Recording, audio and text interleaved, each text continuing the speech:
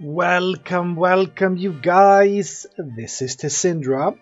I decided to start a fresh Kaiserreich campaign on Hoi 4 simply because the El Salvador campaign was sort of getting long in the tooth, and it would have taken me so long to get any traction on that. So I decided to basically start afresh. I believe I've explored thoroughly the Central American, at least one of the nations, properly, and also the Central American Confederation.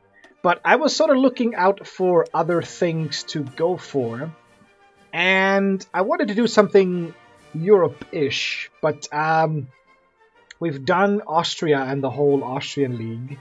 We've done two Sicilies. I thought maybe Italy or Spain, but I don't know. I sort of ended up thinking about the Kingdom of Ukraine. We have a Habsburg in charge here, so I figured this could be an interesting campaign. It might be very, very short depending on what happens. I know we start in the Reichspakt, and we have the Russians like right next to us, so that could go interestingly. But we do have access to the Black Sea here, and yeah, I think this could be an interesting campaign to go for. What do we have here? Hetman's Army. Recruitable population factor, division recovery rate, and recruitable population. Okay. Okay. Issue of the Russian language. So I guess we can either embrace it or reject it. Interesting. But let's go ahead and dive into the Kingdom of Ukraine. Yes, thank you. And just give me the major events. This is it's February for me, so this is kinda done and dusted. 34 divisions. This is such a huge difference from like every other campaign I do. But imagine some of these are, let's see, 1 division, 13 divisions, 1 division, 15 divisions. So you guys have shovels, you guys don't. You guys have artillery, you guys have recon. So if I change you into, let's see, do this and do this. You guys have artillery and you guys do not. What if I just change all of my infantry units? Do I want to keep the cav? I don't think I do. We've got 3 cav divisions. No. And we got 1 motorized division. Interesting. Let's see. Let's have you and the cav. Separate you. And if we assign all of you as just regular infantry, it's going to take more manpower, but we gain some stuff. And you, I think I'll just delete the cav. Motorized are interesting though, I could do something with that. Something like, yeah, 15 and then some motorized that are starting out. Let's get you a field marshal. We only have 1. Pavlo Skoropadsky.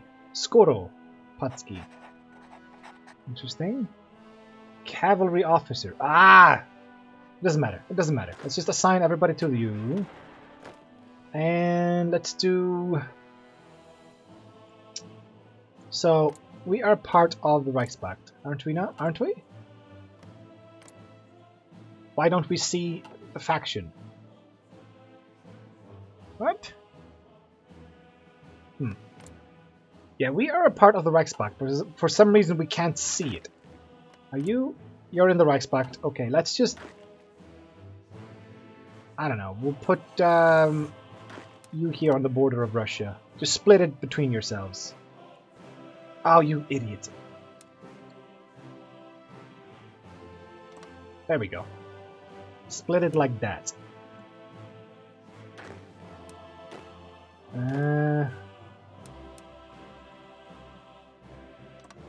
Something like this. It looks sorta even-ish. But research, yeah, let's see what we start out with. We start with the 1936 guns, already researched. We start with motorized. We start with mountaineers. This is actually a pretty decent start. Yeah, we got shovels and recon unlocked. What the hell is this? Yeah, this is not what I was looking at. This is like one of those, like, World War I tanks. I think it is. I think it technically is. Sturmpanzerwagen. Okay. Artillery, no doctrine. I think we have a bunch of stuff unlocked. Yeah, we could build a navy. Ooh. This is a really, really nice start. I gotta say. But let's just do the basic stuff. And let's not worry about it. We start out with civilian economy, don't we? Yeah. That's what I thought.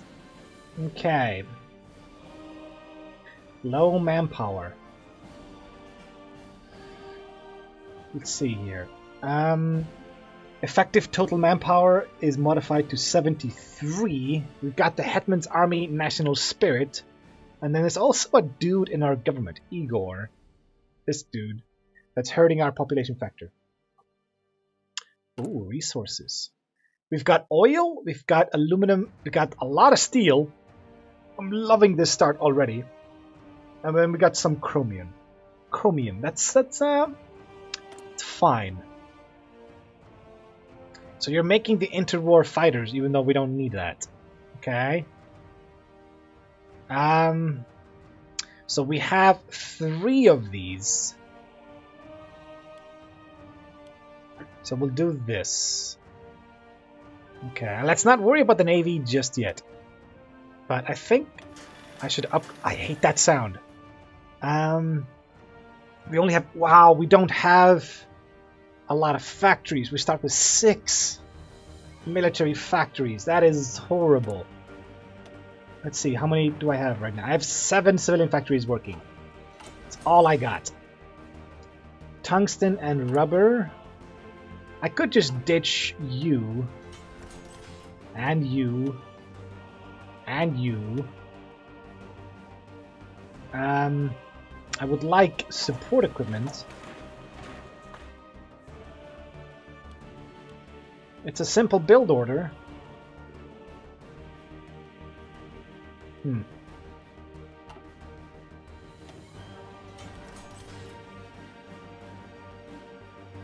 Now let's just start with this. We need shovels and we need guns.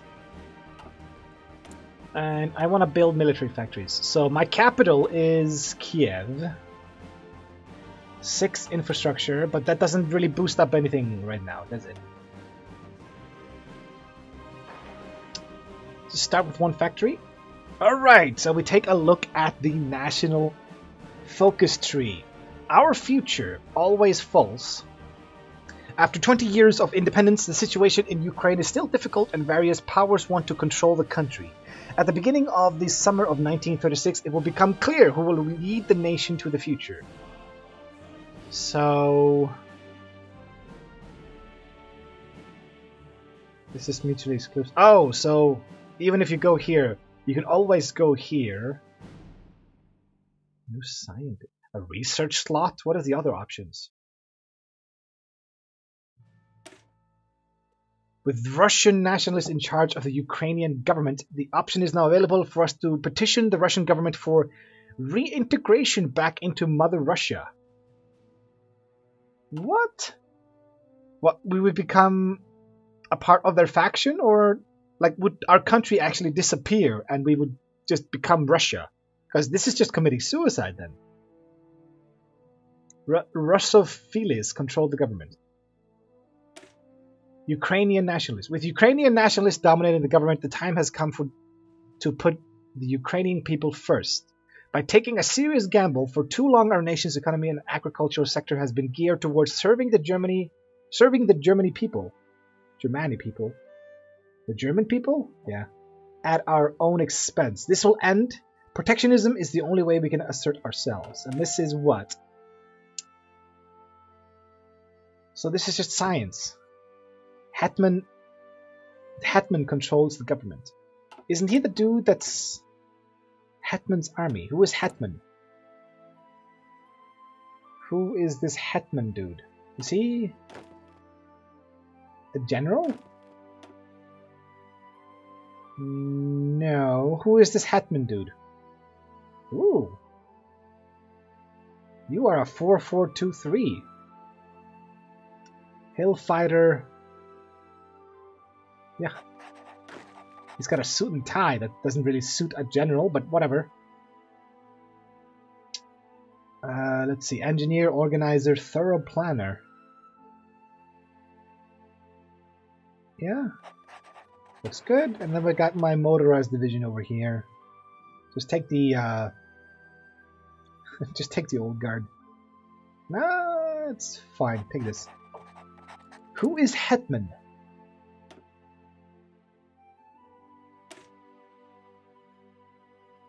Social Democrat.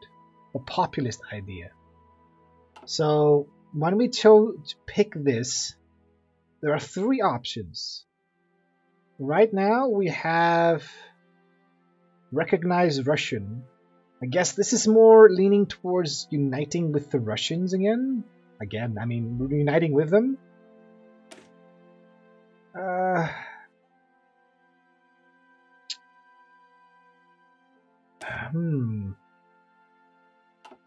Federation. Prohibit syndicalism.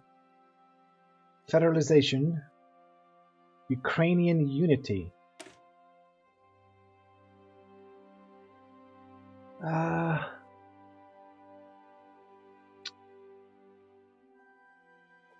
The king has been shaken out of his legislative stupor to grant Skoropadsky the authority to dissolve the Rada and form instead a loyal state senate. So we could go like... I think I like that idea, like going independent. I don't usually like joining factions. German loan? No. We could just do taxes? Yeah, for 90 days. Seems good. Mass assault, superior firepower, grand battle plan, mobile warfare. I'm thinking we might go for superior firepower this time around. We have, like, I think we have what it takes for that to work. If not, we'll just have to go grand battle plan like always. Remove national spirit, Hetman's army. Okay.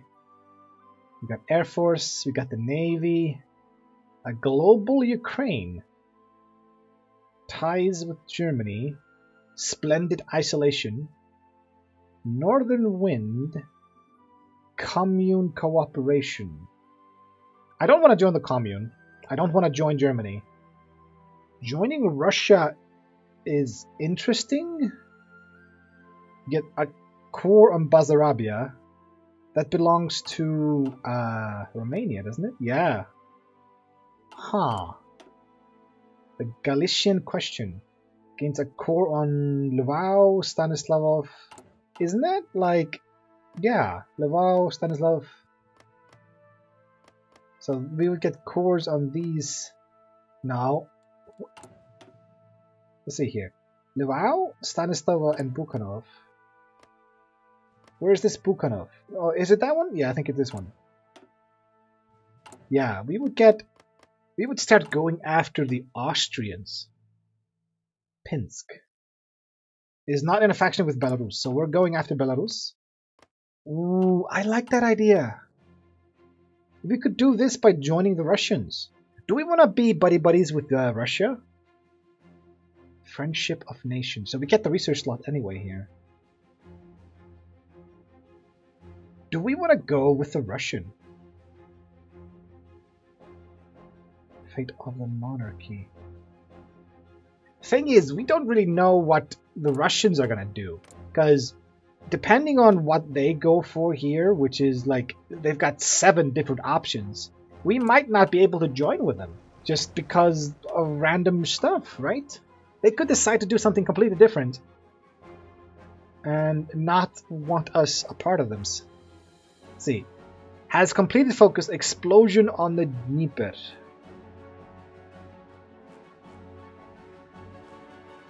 This one.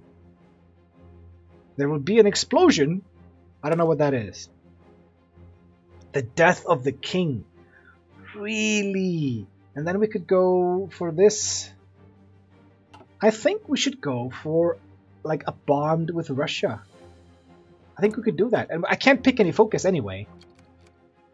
So let's just start the game, finally. It took me like 15 minutes to get through all that. Missing equipment production, motorized and light tank. You know, fuck it. Just go. I'll make a motorized division later. Ooh, our kingdom. Okay. The Kingdom of Ukraine proclaimed its independence with German support on 25th of January 1918. A state of affairs that was quickly ratified by the Peace of Nations Agreement at Brest-Litovsk. An initial experiment with socialism in the form of a People's Republic was swiftly expunged by a German-backed coup. This operation, led by the strongman and former general in the Russian army, Pavlo Skoropadsky, set the tone for Ukraine's future. It was to be a breadbasket used by a military aristocratic elite from across Eastern Europe as a source of food, a convenient market for goods, and a military bulwark against the weakened Russian Republic.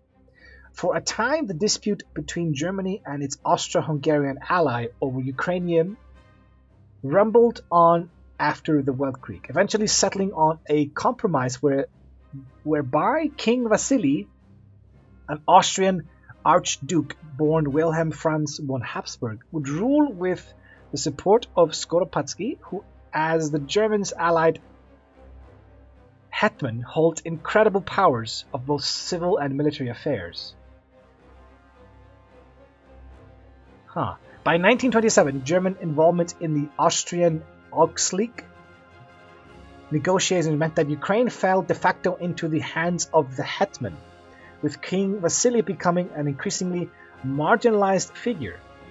Ukraine, under the hetmanate, has become the breadbasket of the Reichspakt and made its wealthy landowners exorbitantly wealthy, but at the expense of the Ukrainian peasantry. Now, almost 20 years after the Weltkrieg, the national situation is unstable.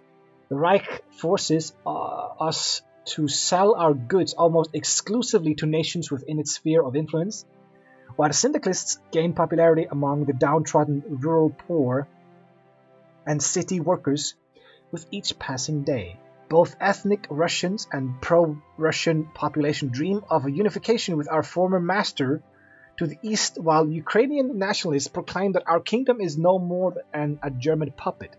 This is an immutable truth. Despite these many issues afflicting us, our land is prosperous and fertile, our people industrious, and our potential boundless. So either we go independent or we join the Russians, the Ukrainian government.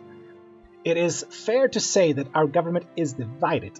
While Pavel Skoropadsky does his best to solve the antagonism between the army consisting of former officers of the Russian Imperial Army and the civil administration, most of which actively supports our current position in the Reichspakt, many of Ukraine's problems can only be solved when the majority of our population, the kulaks and peasants, have an opportunity to sell their substantial agricultural produce in Europe beyond the narrow confines of the Reichspakt.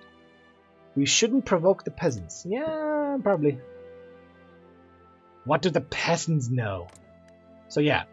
Oh, so the only border we have against Germany, against the Reichspakt, is through Belarus. And well, depending on what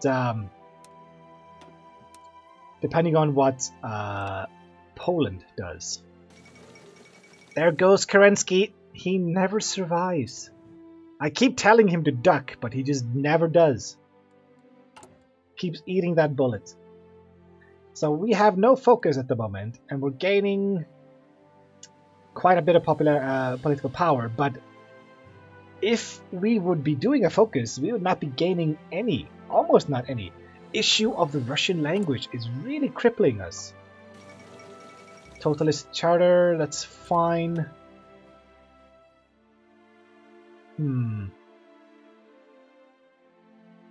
Solve the language issue. I'm thinking this would get rid of that, maybe? Stability, stability. Fate of the monarchy. Remove national spirit, another crisis. Expropriate. What? Expropriate Kulak Holdings. Huh. So I would gain 12 stability here, and then I would lose it, but I would get an event. So whether I take these two or just this one, it's always going to be 6 stability. Black Monday hits Ukraine. Almost two weeks ago, the Berlin Stock Exchange plunged into the abyss, throwing Germany's economy into an unprecedented crisis. Now that the crash shock waves have reached Ukraine, German and Austrian-owned companies have closed down or laid off their workers. The Ukrainian hryvnia is losing value, and resource exports are shrinking exponentially. Cap goes down and output goes down as well. It's not as bad as some of the other nations when it comes to the Black Monday penalty, but it's still bad. The White Guard is a film based on a novel written by the leader of the pro-Russian movement, Mikhail. The film's story describes the life of one Russian family in Kiev just after the Germans' occupation in 1918. The main characters are the Russian officers and Ukrainian citizens that participated in the defense of Kiev from those disloyal to the new regime of Ukrainian nationalists and different socialist groups comprised of soldiers in the army of Hetman Skoropadsky.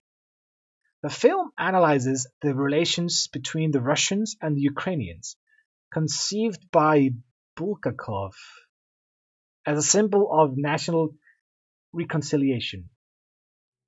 The White Guard encourages the unity of the kingdom and friendship of its people, though some radical groups of the local nationalists consider this film to be Russian propaganda. Okay, so some people want to join the Russians, some people want to be independent, some people want to stay within the Reichspakt. I don't like the idea that we're just like a breadbasket for like the Europeans. Like, we can do more than just grow crops, right?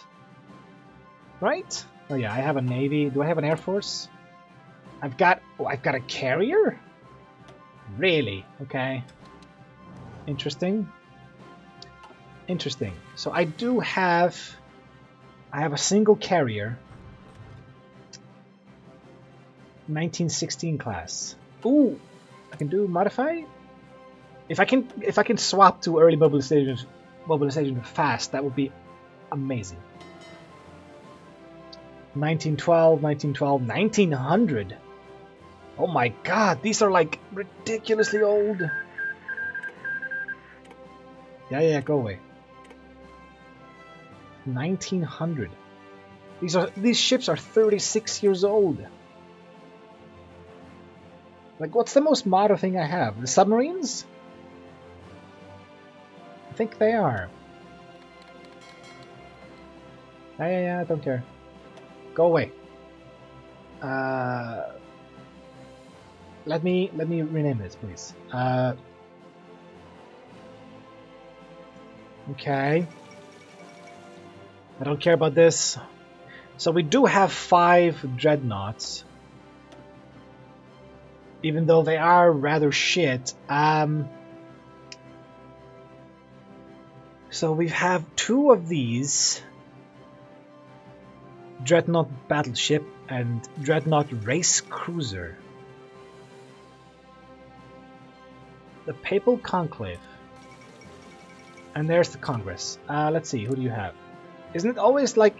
I don't think the Pope matters at all. I don't know why he's a part of this.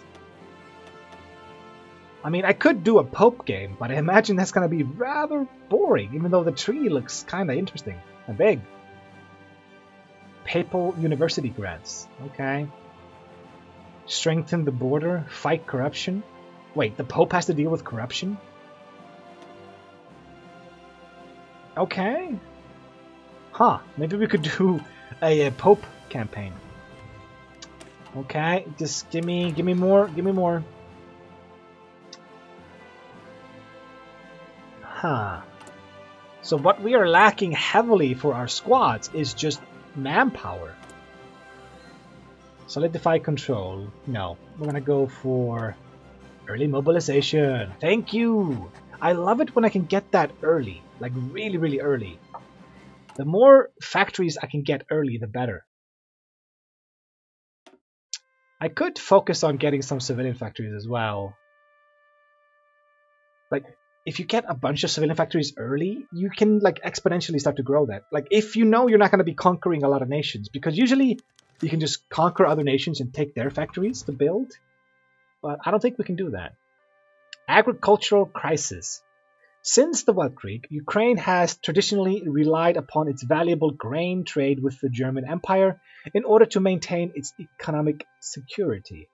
Unfortunately, the current socio-economic issue afflicting the Reich has meant that it is now far more interested in protecting its own farmers than taking the politically unpopular move of subsidizing Ukrainian agriculture. This could be very dangerous for us, as without support from the German market, our ruling class of agrarian landowners could find it difficult to maintain their dominance in the countryside.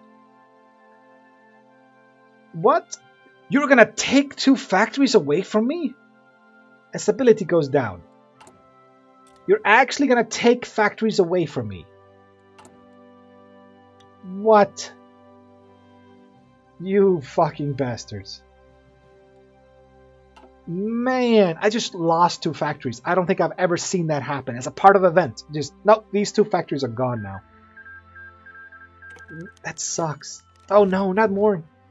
Faith and nation. Before the agricultural crisis, pro-Russian movements were rather weak and disunited, ensuring that they didn't pose much of a threat to our government. This crisis has led to a shocking rise in popular support for these organizations and an increase in their willingness to cooperate. Yesterday, a famous Russian writer from Kiev, Mikhail, proclaimed the unification of the 3 largest movements into a singular organization, known as Faith and Nation, or just VIN. Supported by the Ukrainian Church, itself heavily influenced by the Moscow Patriarchy. Patriarchy? No, that's not patriarchy. Patriarchate. I don't know how to pronounce that. The population of southern and eastern Ukraine and many high-ranking officers. This movement could provoke serious instability in some parts of our country. I need my stability, guys. You're hurting me right now. Construction speed, a lot of things go down. God damn it. I probably could cut down on some divisions, and we could probably have 24 actual divisions instead of 30 half divisions, maybe. Ivan Chernayakovsky returns from Africa. A young and talented officer has returned to Ukraine. He was a member of the voluntary Ukrainian division, which supported our German allies in regional conflicts in the Middle Africa bush. His books on the banks of the Congo and Safari previously made him the most popular Ukrainian soldier and writer in the entire country. Chernakovsky has been promoted to the rank of colonel and will soon become our commander of the 1st Cossack Division, which ensures this popular figure will command an elite branch of the Ukrainian army. Okay. I got some stability back. Welcome home, man. So, let's, Ooh, what is this? Dmitry Dontsov deported from Galicia-Lodomeria. A renowned ideologue from Ukrainian nationalism has been deported from Galicia, where he had urged the local Ukrainian minority to resist the Austro-Hungarian administration. He now claims that our silence on the crisis has exposed the weakness of our government, and that's why Ukraine should be ruled by real Ukrainian patriots. His slogan, Ukraine for Ukrainians, is attractive to many citizens and not very creative, especially in western Ukraine, and graffiti has been spotted in a number of towns. This could be dangerous for the cabinet, since we've already lost considerable support in the east. My stability just keeps pinging up and down. It's not nice. I don't like it. But I think we should go ahead and cut it short here. We sort of got a taste for the country. We haven't been doing any focuses yet because we're just waiting. But we were able to get early mobilization quick. If we can go all the way to partial before like we can take any focuses, that would be beautiful. That would be absolutely beautiful. I'm also debating if I should like take 3 of these dudes and just delete them, because we're desperately lacking a bunch of like, we just need infantry. Do I want to do this? If I do this and then I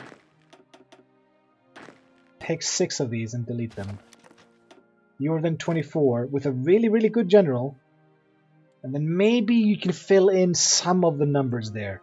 If not, I apologize for firing those soldiers. Anyway, I will see you guys in the next episode. But until then, see ya. And thanks for watching.